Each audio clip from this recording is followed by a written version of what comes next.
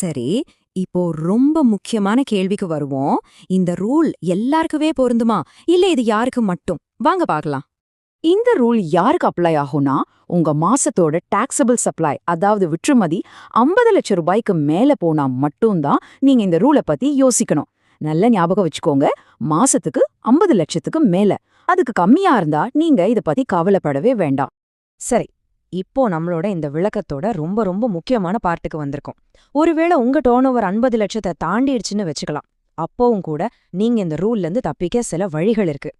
ஆமாங்க, உங்க மாச டர்னோவர் 50 லட்சத்தை தாண்டினாலும் கூட சில குறிப்பிட்ட கேட்டகரியில வர்றவங்களுக்கு இதுல இருந்து முழு விலக்கு கொடுத்திருக்காங்க. அது என்னென்னு இப்ப பார்க்கலாம் வாங்க. சோ யாருக்கெல்லாம் இதுல இருந்து விலக்குன்னு பாத்தீங்கன்னா ஒரு லிஸ்டே இருக்கு. 1.5 கோடிக்கும் கம்மியா வருஷ டர்னோவர் பண்றவங்க, கடந்த 2 வருஷத்துல 1 லட்சம் ரூபாய்க்கு மேல இன்கம் டாக்ஸ் கட்டினவங்க, கவர்மெண்ட் டிபார்ட்மெண்ட்ஸ், ஏற்றுமதி பண்றவங்க, அப்புறம் போன மாசங்கள்லயே 1% மேல பணமா கட்டினவங்க, இவங்களுக்கெல்லாம் இதுல இருந்து விலக்கு. வாங்க இதை இன்னும் கொஞ்சம் டீட்டெயிலா பார்க்கலாம்.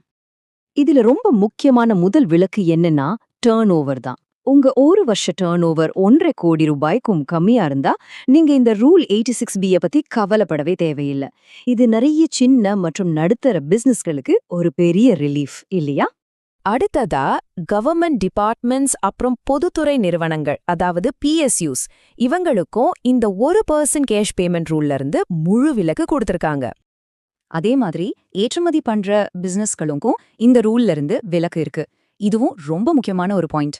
இது மட்டும் இல்ல, போன 2 ஃபினான்ஷியல் இயர்ல நீங்க 1 லட்சம் ரூபாய்க்கு மேல இன்கம் டாக்ஸ் கட்டியிருந்தீங்கன்னாலும் உங்களுக்கும் இந்த ரூல் பொருந்தாது.